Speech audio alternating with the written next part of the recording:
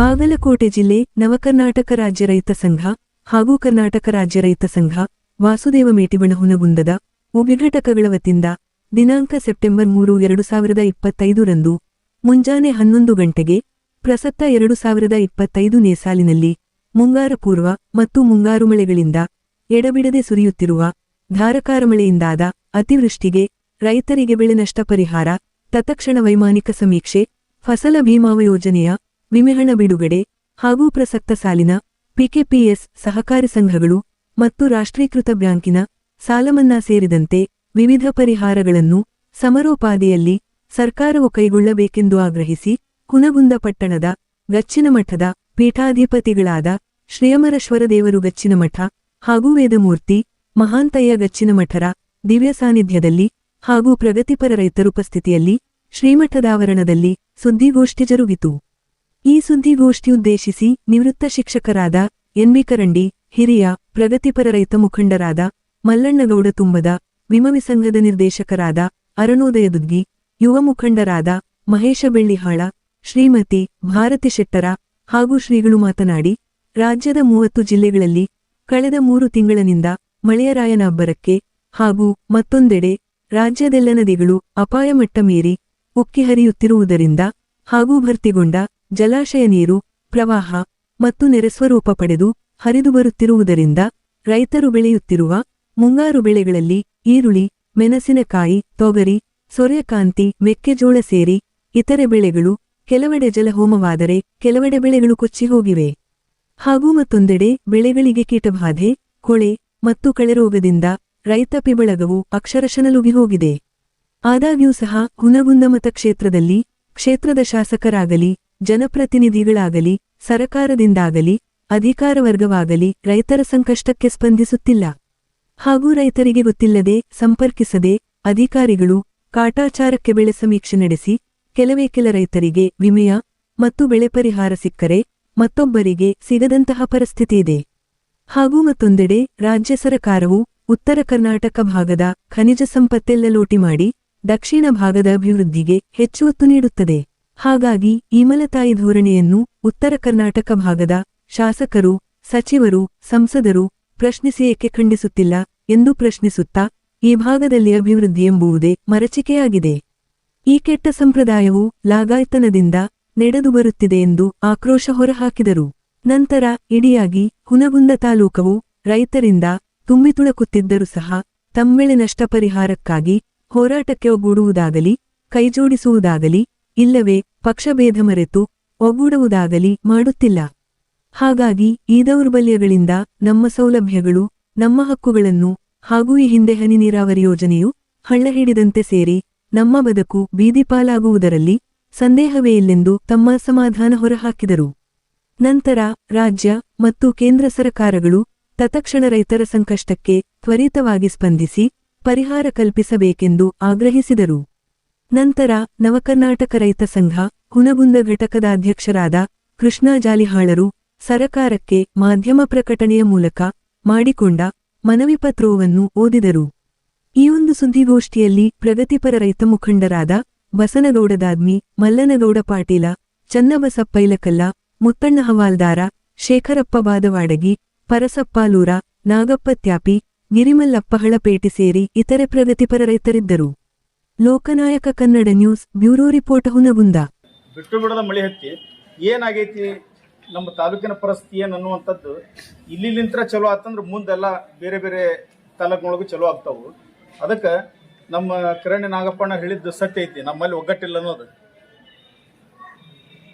ಯಾಕಂದ್ರೆ ಈ ನಮ್ಮ ಉತ್ತರ ಕರ್ನಾಟಕ ಬಿಟ್ಟು ಉಳಿದ ಕಡೆ ತೋರಿ, ನೀವು ದಕ್ಷಿಣ ಕರ್ನಾಟಕ ಅಲ್ಲೆಲ್ಲ ತೋರಿ, ಭಾಳ ಇಂಥ ಈ ಘಟನೆಗಳಾದಾಗ, ಅತಿವೃಷ್ಟಿ ಆದಾಗ ಆದ ತಕ್ಷಣ ಅಲ್ಲಿ ಸ್ಪಂದನೆ ಮಾಡ್ತಾರೆ. ಅಲ್ಲಿ ಈ ನಮ್ಮ ಭಾಗದಾಗ ಸ್ವಲ್ಪ ಕೊರತೆ ಐತೆ ಅಂತ ನಮಗೂ ಅನಿಸುತ್ತೆ.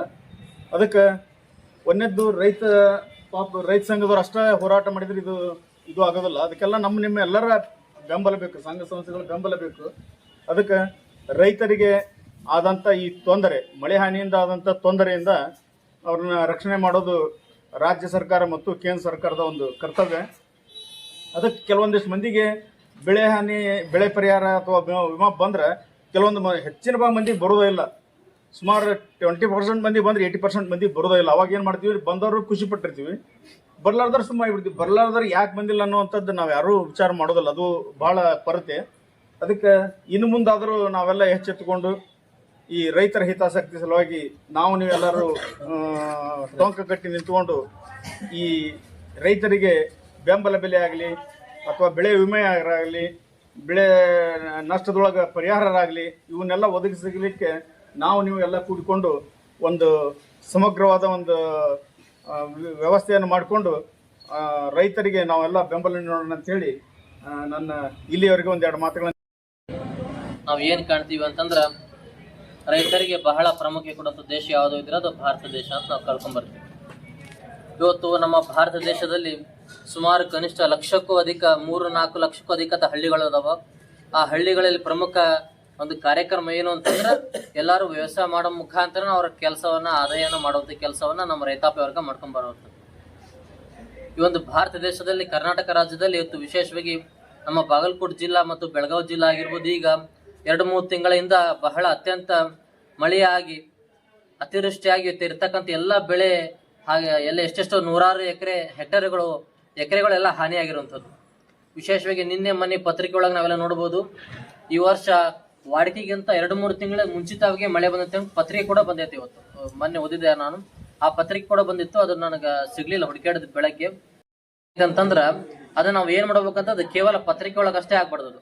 ಅದು ಏನಾಗ್ಬೇಕು ಅಂತಂದ್ರ, ಒಂದು ರೈತ ಮುಖಂಡರಾಗಿರ್ಬೋದು, ಆ ಸಚಿವರಾಗಿರ್ಬೋದು, ಸ್ಥಳೀಯ ಪ್ರತಿನಿಧಿಗಳಿಗೆಲ್ಲ ತಲುಪಿಸ್ಬೇಕು ಅವ್ರಿಗೆ. ಯಾಕೆ ಅಂತಂದ್ರ ಕೇವಲ ಪತ್ರಿಕೆಗೆ ಬಂದಾಗ ಮಾತ್ರ ಅದು ಕೆಲಸ ಆಗಂಗಿಲ್ಲ. ಅದು ಎಷ್ಟು ಬೇಗ ತ್ವರಿತವಾಗಿ ಕೆಲಸ ಆದಾಗ ಮಾತ್ರ ಒಬ್ಬ ರೈತರಿಗೆ ನಾವು ಅನುಕೂಲ ಆಗುತ್ತೆ. ಇವತ್ತು ಯಾಕೆ ಅಂತಂದ್ರೆ, ಇವತ್ತು ನಮ್ಮ ಭಾರತ ದೇಶದಲ್ಲಿ ನಮ್ಮ ರೈತರಿಗೆ ಒಂದು ದೇಶದ ಬೆನ್ನೆಲುಬು ಅಂತ ಕರಿತೀವಿ. ಇವತ್ತು ಯಾಕೆ ದೇಶದ ಬೆನ್ನೆಲುಬು ಅಂತ ಕರಿತೀವಿ ಅಂತಂದ್ರ, ಇವತ್ತು ನಾವೆಲ್ಲ ಹೊಟ್ಟೆಗೆ ಮಾಡುವಂಥದ್ದು ಅನ್ನವನ್ನು ತಿಂತೀವಿ ಅಂತ ಕೊಡೋದು ಯಾರು ಅಂತಂದ್ರೆ ಆ ರೈತನೇ ಮಾತ್ರ ಕೊಡುವಂಥದ್ದು. ಆತನೇ ಏನೋ ಕೆಲಸ ಇಲ್ಲಾರ್ದ ಸುಮ್ ಖಾಲಿ ಕುಂತಂದ್ರ ನಾವು ಕೂಡ ಕೆಲಸ ಮಾಡ್ಲಿಕ್ಕೆ ಸಾಧ್ಯ ಇಲ್ಲ. ಹಾಗಾಗಿ ನಾವು ರೈತರಿಗೆ ಏನ್ ಮಾಡ್ಬೇಕಂತಂದಾಗ, ಇವತ್ತೆಲ್ಲ ಯಾರೇ ದೊಡ್ಡ ದೊಡ್ಡ ನಟರು ಇರ್ಬೋದು, ದೊಡ್ಡ ದೊಡ್ಡ ಮುಖಂಡರು ಇರ್ಬೋದು, ಸಚಿವರು ಇರ್ಬೋದು, ಕರ್ನಾಟಕ ಸರ್ಕಾರ ಇರ್ಬೋದು, ರಾಜ್ಯ ಸರ್ಕಾರ ಇರ್ಬೋದು, ಕೇಂದ್ರ ಸರ್ಕಾರ ಇರ್ಬೋದು, ರೈತರಿಗೆ ಕಷ್ಟ ಅಂತ ಬಂದಾಗ ನಾವೇನ್ ಮಾಡಬೇಕು, ಮುಂದೆ ಧಾವಿಸ್ಬೇಕು. ಇವತ್ತು ಅದನ್ನ ಬಿಟ್ಟು ಏನ್ ಮಾಡ್ತೀವಿ, ನಾವು ರೈತರ ಅಂದ್ಕೊಳ್ಳಿ ಬಹಳ ಕೀಳಾಗಿ ಕಾಣ್ತೀವಿ. ಅದನ್ನ ಇವತ್ತು ಹೆಂಗೈತೆ ಅಂತಂದ್ರ, ರೈತರ ಕಷ್ಟ ಬಹಳ ಶೋಚನೀಯ ಸ್ಥಿತಿಗೆ ಹೋಗಿದೆ ಇವತ್ತು. ಯಾಕೆ ಅಂತಂದ್ರ, ಇವತ್ತು ರೈತರ ಕೆಲಸ ಏನಂತಂದ್ರೆ ಬೆಳಗ್ಗೆ ಮಾತ್ರ ಅದನ್ನ ನೆಮ್ಮದಿ ಸುಖ ಸಿಗುತ್ತಾ. ಅದನ್ನ ನಾವ್ ಏನ್ ಮಾಡ್ತೀವಿ ಅಂತಂದ್ರೆ, ಇವತ್ತು ಮಳೆ ಆದಾಗ ಪ್ರಕೃತಿ ವಿಕೋಪ ಆಗೋದ್ರಿಂದ ಇವತ್ತು ರೈತರಿಗೆ ಬಹಳ ಕಷ್ಟ ಆಗೈತಿ. ಅದನ್ನ ಕೇಂದ್ರ ಸರ್ಕಾರ ಆಗಿರ್ಬೋದು, ರಾಜ್ಯ ಸರ್ಕಾರ ಆಗಿರ್ಬೋದು, ಅಲ್ಲಿ ಬರುವಂತ ಎಲ್ಲ ಒಂದು ಆಡಳಿತ ಮಂಡಳಿ ಆಗಿರ್ಬೋದು, ಮತ್ತು ಆ ಒಂದು ಪ್ರತ್ಯೇಕ ಸಚಿವರು ಕೂಡ ಅದನ್ನ ತಲೆಯನ್ನು ಮನದಟ್ಟು ಮಾಡ್ಕೊಂಡು ಅದನ್ನ ಒಂದು ಸಭೆಯನ್ನು ಮಾಡಿ ಏನೇನು ಎಷ್ಟೆಲ್ಲ ಒಂದು ವೈಮಾನಿಕ ಸಮೀಕ್ಷೆ ಮಾಡಿ ಎಷ್ಟೆಲ್ಲ ಒಂದು ಬೆಳೆ ಹಾನಿಯಾಗಿದೆ, ಎಷ್ಟು ಎಕರೆ ಅದಕ್ಕೆಲ್ಲ ಹಾನಿಯಾಗೈತೆ, ಅದಕ್ಕೆ ಎಷ್ಟೆಲ್ಲ ನಾವೆಲ್ಲ ನಷ್ಟವನ್ನು ಸಂಭವಿಸ್ಬೇಕು, ಎಷ್ಟು ಪರಿಹಾರ ಕೊಡ್ಬೇಕಂತ ಹೇಳ್ಕೊಂಡು ಅತಿ ಶೀಘ್ರವಾಗಿ ಅದನ್ನ ಒಂದು ಸರ್ಕಾರದಲ್ಲಿ ಅದನ್ನ ನಾವೆಲ್ಲ ಮನವಿ ಮಾಡಿ ಮತ್ತು ಅವ್ರಿಗೆ ಒತ್ತಾಯ ಮಾಡಬೇಕು. ಯಾಕಂತಂದ್ರ ಅವ್ರ ನೂರಾರು ಕೆಲಸ ಇರ್ತವು, ನಾವೆಷ್ಟು ಬಲ ಪ್ರದರ್ಶನ ಮಾಡಿ ಅವ್ರಿಗೆ ಒತ್ತಾಯ ಕೊಡ್ತೀವಿ, ಎಲ್ಲಷ್ಟು ಅವ್ರಿಗೆಲ್ಲ ಒತ್ತಡ ಕೊಟ್ಟಾಗ ಮಾತ್ರ ಒಂದು ಕೆಲಸ ಬಹಳ ಬೇಗ ಆಗತ್ತ. ಆ ಕೆಲಸವನ್ನ ನಮ್ಮ ಮುಖಂಡರಾಗಿರ್ಬೋದು, ನಮ್ಮ ಊರಿನ ಎಲ್ಲ ಹಿರಿಯರೆಲ್ಲ ಸೇರ್ಕೊಂಡು ಆ ಕೆಲಸವನ್ನ ಮಾಡ್ಬೇಕಂತ ಹೇಳ್ಕೊಂಡು ತಮ್ಗೆಲ್ಲ ಈ ಒಂದು ಹೇಳಿ ತಮ್ಮ ಮಾತು ಮುಗಿಸಲು ತಮಗೆಲ್ಲ ಒಳ್ಳೆದಾಗಿ. ಕರ್ನಾಟಕ ರಾಜ್ಯಾದ್ಯಂತ ಪೂರ್ವ ಮುಂಗಾರು ಮಳೆಯಿಂದ ರೈತರು ಬೆಳೆದ ವಿವಿಧ ಬೆಳೆಗಳಿಗೆ ಅಪಾರ ಪ್ರಮಾಣದ ಬೆಳೆ ನಷ್ಟ, ಬೆಳೆ ಹಾಳಾಗಿ ಪಡಿಸ್ತಾವ ಅಂತ ಒಂದು ದಿಟ್ಟ ಹೋರಾಟಗಾರರ ಬೇಕಾಗಿ ನಮ್ಮ ಉತ್ತರ ಕರ್ನಾಟಕದೊಳಗೆ ಈ ಒಂದು ಜಮಖಂಡಿ ಒಳಗೆ ಇಂಥ ಕಾರ್ಯಕ್ರಮ ಮಾಡಿರೋ ಒಂದು ಏನು ನೋಡಿದ ಎಲ್ಲಾ ರೈತರು ಇದು ಕಾರ್ಯಕ್ರಮದೊಳಗೆ ಭಾಗವಹಿಸಿ ರೈತರಿಗಾದಂತ ಒಂದು ನಷ್ಟವನ್ನು ಸರ್ಕಾರದ ತುಂಬು ಕೊಡಿಸುವಲ್ಲಿ ಎಲ್ಲರೂ ಪ್ರಯತ್ನ ಮಾಡಬೇಕಾಗೈತಿ. ಇದರೊಳಗೆ ಹೆಚ್ಚು ಒಂದು ಇಚ್ಛಾಸಕ್ತಿಯಪ್ಪ ಅಂತ ಶಾಸಕರ ಇಚ್ಛಾಸಕ್ತಿ ಐತಿ. ಶಾಸಕರಿಂದ ಇದೆಲ್ಲ ಆಗ್ತಕ್ಕಂಥದ್ದು. ನಾವೊಂದಿಷ್ಟು ಸಭೆ ಮಾಡಿದ್ವಿ, ಇಲ್ಲಿ ಕೂಡಿದ್ವಿ, ಮಾತಾಡಿದ್ವಿ, ಪತ್ರಿಕಾಗೋಷ್ಠಿ ಮಾಡಿದೀವಪ್ಪ ಅಂತಂದ್ರೆ ಇನ್ನೂ ಅಷ್ಟು ಸಾಧ್ಯ ಆಗೋದಿಲ್ಲ. ಇದು ಸರ್ಕಾರಕ್ಕೆ ಮುಟ್ಟಬೇಕು. ಸರ್ಕಾರಕ್ಕೆ ಮುಟ್ಟುವಂಥ ಕೆಲಸ ಈ ಕ್ಷೇತ್ರದ ಶಾಸಕರು ಮಾಡ್ಬೇಕಾಗ್ತೈತಿ. ಆ ಕೆಲಸವನ್ನು ಅವ್ರು ಮಾಡ್ತಾರೆ. ಅವ್ರ ಮ್ಯಾಗ ವಿಶ್ವಾಸ ಐತಿ ನಮಗೆ. ಈ ಬರೇ ಪರಿಹಾರ ತೊಗೊಂಡ್ರೆ ಏನು ಉಪಯೋಗ ಇಲ್ಲ. ಆಮೇಲೆ ಇದು ಬಂದತ್ರಿ ಬೆಂಬಲ ಬೆಲೆ ಅಂತ ತಿಳ್ಕೊಂಡು ಹೆಸರು ಆಸೆಗೆ 15 ಸಾವಿರ 20 ಸಾವಿರ ಆ ಬೆಂಬಲ ಬೆಲೆಯನ್ನ ಬಂದೇ ಅಲ್ಲಿ ಯಾರಿಗೆ ಬಂದದ ಬೆಂಬಲ ಬೆಲೆ? ಎಲ್ಲರ ಐತಿ ಏನು ಕನಸು ಮನಸ್ಸಿನಾಗಿಲ್ಲ. ಅದು ಬರೀ ಪೇಪರ್ನಾಗ ಅದಕ್ಕೆ ಹೆಚ್ಚು ಮಾಡಿವಿ 250, ಇದು ಕಡ್ಲಿಗೆ 350 ಹೆಚ್ಚು ಮಾಡಿವಿ, ಎಳ್ಳಿಗೆ 400 ಹೆಚ್ಚು ಮಾಡಿವಿ ಅಂತ ಬರೀ ಇದನ್ನೇ ಹೇಳ್ಕೊಂತಾರ. ಅದು ಎಲ್ಲಿ ಜಾರಿಗೆ ಬಂದತ್ತದು? ಈ ಹೆಸರು ಕ್ಷೇತ್ರ ಹೆಸರು ಬೆಳೆ ಅಂದ್ರೆ ತಿಂಗಳಗಟ್ಟಲೆ 3 ತಿಂಗಳು ಇಡಕ್ಕೆ ಬರ್ತಾ ರಾಶಿ ಆದ 8-10 ದಿವಸಕ್ಕೆ ಬುರುಬುರು ಹೆಚ್ಚು ಬಿಡುತ್ತೆ. ಅದು ಅದು ಯಾವಾಗ ತಗೋತಾರ ಅದನ್ನ, ಯಾವಾಗ ತಗೊಳೋದು ಅದನ್ನ? ರೈತರ ಬೆಳೆ ಬಂದಾಗನ ಅವ್ರು ತಗೋಬೇಕು, ಸರ್ಕಾರದವ್ರು ಅದನ್ನ ಮಾಡ್ಬೇಕು. ಇವತ್ತಿನ ತನಕ ಅದ್ರ ಬಗ್ಗೆ ಎಲ್ಲಿ ಚಕಾರನೇ ಇಲ್ಲ. ಅದಕ್ಕೆ ಯಾರು ತೋಟಗಾರಿಕೆ ಇಲಾಖೆದ ಮಂತ್ರಿ ಹೇಳಿಕಿಲ್ಲ, ಆಮೇಲೆ ಕೃಷಿ ಸಚಿವರ ಹೇಳಿಕಿಲ್ಲ, ಏನಿಲ್ಲ, ಇಲ್ಲಿ ಸುಮ್ ಕುಂತ್ಬಿಡುದು. ಈಗ ಈ ಕರ್ನಾಟಕದೊಳಗೆ ಅತ್ಯಂತ ನಿರ್ಲಕ್ಷ್ಯ ಒಂದು ಏರಿಯಾ ಅಂದ್ರೆ ನಮ್ಮ ಉತ್ತರ ಕರ್ನಾಟಕದ ಏರಿಯಾ. ಇದ್ರ ಬಗ್ಗೆ ಏನು ಯಾರಿಗೂ ಕಾಳಜಿನೇ ಇಲ್ರಿ. ಎಲ್ಲ ಲಾಭಗಳು ಎಲ್ಲ ಹೋಗ್ಬೇಕಂದ್ರೆ ದಕ್ಷಿಣ ಕರ್ನಾಟಕಕ್ಕೆ ಹೋಗ್ತಾವ. ಆದ್ರೆ ಬರ್ತಕ್ಕಂಥ ಉತ್ಪನ್ನಗಳು ಉತ್ತರ ಕರ್ನಾಟಕದ ತೊಗೊಂಡು ಹೋಗ್ತಾರ, ಎಲ್ಲವೂ ದಕ್ಷಿಣ ಕರ್ನಾಟಕಕ್ಕೆ ಖರ್ಚು ಮಾಡ್ತಾರ. ಅಲ್ಲಿ ಇದು ಒಂದು ಮನಿ ಮಲತಾಯಿ ಧೋರಣೆ ಇದ್ದಂಗೆ ಇದು ಉತ್ತರ ಕರ್ನಾಟಕ ಅಂತಾರೆ. ಮಾಧ್ಯಮದವರು ಮತ್ತು ಯೂಟ್ಯೂಬರ್ಗಳು ಬರಿಬೇಕಾಗ್ತೈತಿ. ಸುಮ್ಕೆ ಏನಾರ ಹೇಳಿ ರೈತರನ್ನ ಜನರನ್ನ ದಾರಿ ತಪ್ಪಿಸುವಂತ ಒಂದು ಕೆಲಸ ಮಾಡಬಾರ್ದು ಅವರು. ಅದಕ್ಕೆಲ್ಲರೂ ಯೂನಿಟಿಯಿಂದ ಈ ಕಾರ್ಯಕ್ರಮ ಯಶಸ್ವಿ ಮಾಡಿದ ಬಹಳಷ್ಟು ಸಂತೋಷ ಅನಿಸ್ತೈತಿ. ಇದಕ್ಕೆಲ್ಲ ಎಲ್ಲ ರೈತರು ಒಂದಾಗಿ ಈ ಒಂದು ರೈತರಿಗೆ ಸಹಾಯ ಆಗುವ ನಿಟ್ಟಿನಲ್ಲಿ ಎಲ್ಲರೂ ಒಂದು ಶ್ರಮಿಸಬೇಕಾದ ಅವಶ್ಯಕತೆ ಅಂತ ತಿಳ್ಕೊಂಡು ನಾನು 2 ಮಾತು. 3 ವರ್ಷಗಳ ಹಿಂದಿನ ವಾಡಿಕೆಗಿಂತ ಮೊದಲು ಪ್ರಾರಂಭವಾಗಿದೆ. ಕೃತಿಕಾ, ರೋಹಿಣಿ, ಮೃಗಶಿರ, ಆರಿದ್ರ, ಪುನರ್ವಸು, ಪುಷ್ಯ, ಆಶ್ಲೇಷ ಮತ್ತು ಮಗ ಪ್ರಾರಂಭವಾಗಿದೆ. ಪೂರ್ವ ಮುಂಗಾರು ಪ್ರಾರಂಭದಿಂದ ಉತ್ತರ ಕರ್ನಾಟಕ, ದಕ್ಷಿಣ ಕರ್ನಾಟಕ, ಮಧ್ಯ ಕರ್ನಾಟಕ ಹಾಗೂ ಕರಾವಳಿ ಕರ್ನಾಟಕ ಹೀಗೆ ರಾಜ್ಯದ 30 ಜಿಲ್ಲೆಯಲ್ಲಿಯೂ ಕೂಡ ಸತತವಾಗಿ 3 ತಿಂಗಳ ಕಾಲ ಮಳೆ ಪ್ರಾರಂಭವಾಗಿದೆ. ಹೆಸರು, ಈರುಳ್ಳಿ, ಮೆಣಸಿನಕಾಯಿ, ತೊಗರಿ, ಸೂರ್ಯಕಾಂತಿ ಹಾಗೂ ಮೆಕ್ಕೆಜೋಳ. ಅತಿಯಾದ ಮಳೆಯಿಂದ ಬೆಳೆಗಳಿಗೆ ಕಳೆ ರೋಗ ಅಂದರೆ ಕೊಳೆಯುವಿಕೆ ಹಾಗೂ ನೀರು ನಿಂತು ಹಾಳಾಗಿದ್ದು ಮತ್ತು ಕಳೆ ವೇಗವಾಗಿ ಬೆಳೆದಿದ್ದು ಬೆಳೆಗಳಿಗೆ ಸಾಕಷ್ಟು ನಷ್ಟ ಅನುಭವಿಸಿದೆ. 4ನೇ ಸಾಲಿನ ಮಳೆ ಪ್ರಮಾಣವನ್ನು ಗಮನಿಸಿದರೆ 2020ರಲ್ಲಿ ವಾಡಿಕೆಗಿಂತ ಅತ್ಯಧಿಕ ಮಳೆ ಆಗಿರುತ್ತದೆ. ರಾಜ್ಯದ ವಿವಿಧ ಅಣೆಕಟ್ಟುಗಳು ಸಂಪೂರ್ಣವಾಗಿ ಭರ್ತಿಯಾಗಿವೆ. ಅಪಾರ ಪ್ರಮಾಣದ ನೀರನ್ನು ಜಲಾಶಯಗಳಿಗೆ ಬಿಡಲಾಗುತ್ತಿದೆ. ಈಗಾಗಲೇ ಭಾರತೀಯ ಹವಾಮಾನ ಇಲಾಖೆಯ ಪ್ರಕಾರ ಇನ್ನೂ ಮಳೆ ಹೆಚ್ಚಾಗುವ ಸಾಧ್ಯತೆ ಇದೆ ಎಂದು ಹೇಳಲಾಗಿದೆ. ಬೆಳೆದು ನಿಂತಿರುವಂತಹ ಬೆಳೆಗಳು ಮತ್ತು ಕಟಾವಿಗೆ ಬಂದಿರುವಂತಹ ಬೆಳೆಗಳು ಮೊಳಕೆ ಹೊಡೆದು ರೈತರು ಸಂಕಷ್ಟಕ್ಕೆ ಸಿಲುಕಿದ್ದಾರೆ. ಕರ್ನಾಟಕ ಸರ್ಕಾರ ಘನ ಮುಖ್ಯಮಂತ್ರಿಗಳಾದ ಸಿದ್ದರಾಮಯ್ಯ ಹಾಗೂ ಸಂಪುಟದ ಸಹೋದ್ಯೋಗಿಗಳೊಂದಿಗೆ ರಾಜ್ಯದ ವಿವಿಧ ಜಿಲ್ಲೆಗಳಿಗೆ ವೈಮಾನಿಕ ಸಮೀಕ್ಷೆಯನ್ನು ಮಾಡಿ ಕಂದಾಯ ಇಲಾಖೆ, ಕೃಷಿ ಇಲಾಖೆ ಮತ್ತು ತೋಟಗಾರಿಕೆ ಇಲಾಖೆ ಜಂಟಿ ಸಮೀಕ್ಷೆಯನ್ನು ಕೈಗೊಂಡು ರೈತರಿಗೆ ಬೆಳೆ ಪರಿಹಾರವನ್ನು ಒದಗಿಸಬೇಕೆಂದು ಒತ್ತಾಯ. ಸಾಲವನ್ನು ಕೂಡ ಮನ್ನಾ ಮಾಡಬೇಕೆಂದು ತಮ್ಮಲ್ಲಿ ಒತ್ತಾಯಿಸುತ್ತೇವೆ. NDRFA, SDRFA ಕೇಂದ್ರ ಸರ್ಕಾರ ಮತ್ತು ರಾಜ್ಯ ಸರ್ಕಾರದ ವಿಪತ್ತು ನಿರ್ವಹಣೆಯ ಹಣವನ್ನು ಕೂಡ ಬಳಸಿಕೊಂಡು ರೈತರ ನೆರವಿಗೆ ಧಾವಿಸಬೇಕು.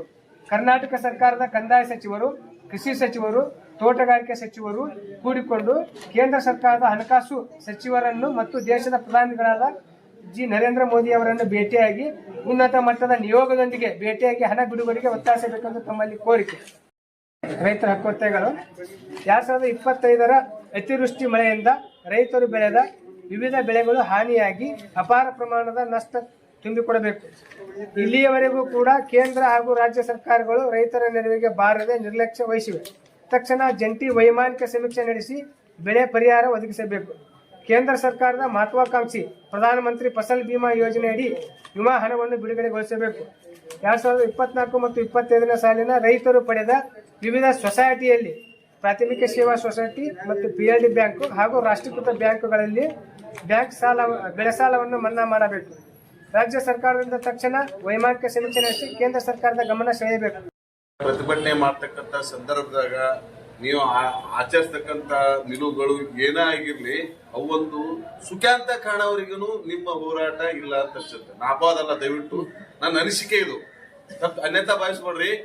ಯಾವುದೇ ಒಂದು ಹೋರಾಟದ ಬಗ್ಗೆ ಅದನ್ನ ಪ್ರತಿಫಲನ ಏನಾತು ಅನ್ನೋದ್ರ ಬಗ್ಗೆ ರೈತರ ಗಮನಕ್ಕೆ ತರಂತ ವ್ಯವಸ್ಥೆನೇ ಇಲ್ಲ. ಹೋರಾಟ ಮಾಡ್ತೀರಿ, ಅದನ್ನ ಕೆಲವೊಂದಿಷ್ಟು ಅಲ್ಲೇ ಚಿತ್ರಣಗಳನ್ನು ರೂಪಿಸ್ತೀರಿ, ಅಲ್ಲೇ ನಿಮ್ಮ ಸಂಧಾನಕ್ಕೆ ಯಾರು ಬಂದ್ರು, ನಿಮ್ ಭೇಟಿಗೆ ಯಾರು ಬಂದ್ರು, ಅದು ಯಾವ ರೀತಿಯ ಸುಖಾಂತ ಪಡಿತು, ಏನ್ ದುಃಖಾಂತ ಏನಿಲ್ಲ. ಇಲ್ಲ, ಇದು ಯಾವ ಹೋರಾಟ ಮನೋಭಾವ ಅಂತ ನಾನು ಫಸ್ಟ್ ಅವಾಗ್ಲೂ ಹೇಳ್ತೀನಿ, ಈಗಲೂ ಹೇಳ್ತೀನಿ.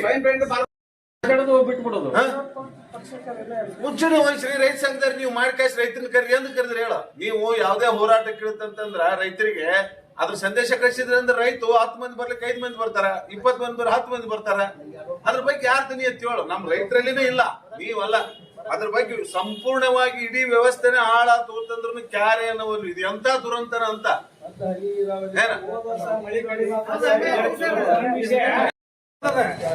ಸಂಬಂಧಪಟ್ಟ ಇಲಾಖೆ ಒಳಗೆ ಅದ್ರ ಬಗ್ಗೆ ಮಿನಿಸ್ಟರ್ ದನಿ ಎತ್ತಾ ಇಲ್ಲ.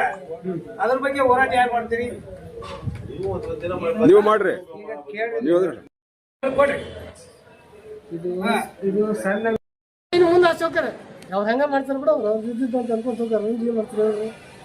ಇಷ್ಟು ಮಂದಿ ಎಷ್ಟಂದ್ರ 190 ಮಂದಿ ಅವರೇ. ಇದು ಹುಣಗುಂದ ತಾಲೂಕಂದ್ರೆ, ಹುಣಗುಂದ ಅಂದ್ರೆ ರೈತರ ಊರಿದು. ಇದು ರೈತರು ಇನ್ನೇ ಇರ್ಕಾರ ಹೇಳ್ಬೇಡ್ರಿ, ನೇಕಾರ ಊರದು.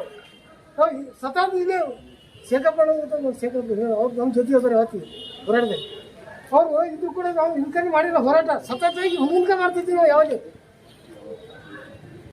ಹೋರಾಟ ಮಾಡ್ತೀನಿ, ಈಗ ಕೆಲಸ ಬಿಟ್ಟು ತುರ್ದಿನ ನನಗೆ ಗೊತ್ತಾಯ್ತು. ಎಷ್ಟು ಬೆಂಗಳೂರಿಗೆ ಹೋಗಿನಿ, ಏನು ಹೋಗಿನಿ ಇವತ್ತ ಜಾಟ್ ಒಪ್ಪಂದ ಅಂತ ನಿಮ್ಗೆ ಹೇಳ್ತೀನಿ. ಜಾಟ್ ಒಪ್ಪಂದಕ್ಕೆ ಕರೆದ್ರಪ್ಪ ಅಂದ್ ಯಾರು ಬರಲಿಲ್ಲ. ನಾನು ಬರೀ 10 ಮಂದಿಗೆ ನಾವು ನಮ್ಮ ತಾಲೂಕು ಜಾಟ್ ಒಪ್ಪಂದ ಗೊತ್ತಿಲ್ಲ, ಬ್ಯಾಂಕ್ ಪ್ರಸ್ತಾವನೆ ಗೊತ್ತಿಲ್ಲ. 92 ಇಸ್ವಿಲಿ ಏನೇ ಸಮಸ್ಯೆ ಐತೆ ರೈತರಿಗೆ ಗೊತ್ತಿಲ್ಲ, ಅನುಭವ ಇಲ್ಲ ರೈತರಿಗೆ. ಇವೆಲ್ಲ ಏನಂದ್ರೆ ರೈತರೇನು ನಮ್ಮ ತಮ್ಮ ಕುಟುಂಬದ ಬಗ್ಗೆ ಚಿಂತನೆ ಇಲ್ಲ, ಸಮಾಜದ ಬಗ್ಗೆ ಚಿಂತನೆ ಇಲ್ಲ. ಇವ್ರು ಏನಂದ್ರೆ ರಾಜಕೀಯ ಸುದ್ದಿ ಮಾತಾಡ್ತಾರೆ. ಬರೀ ರಾಜಕೀಯ ಸುದ್ದಿ ಮಾತಾಡ ಆ ಪಕ್ಷ ಹಂಗಂತ ಈ ಪಕ್ಷ ಆಯ್ತು, ನಾವು ಹಂಗೆ ಮಾಡಿದ್ವಿ ಹಿಂಗೆ ಮಾಡಿದ್ವಿ, ಇದೇ ಸುದ್ದಿ ಮಾತಾಡ್ತಾರೆ. ಹೊರತಾಗಿ ತಮ್ಮ ಕುಟುಂಬದ ಬಗ್ಗೆ, ತಮ್ಮ ನೋವಿನ ಬಗ್ಗೆ ಯಾರು ಮಾತಾಡ್ತಿಲ್ಲ. ನಾನು ನೋವು ಹೇಳ್ತೀನಿ, ನಾನು ನೋವಿನಿಂದ ಹೇಳ್ತೀನಿ ಇವತ್ತ.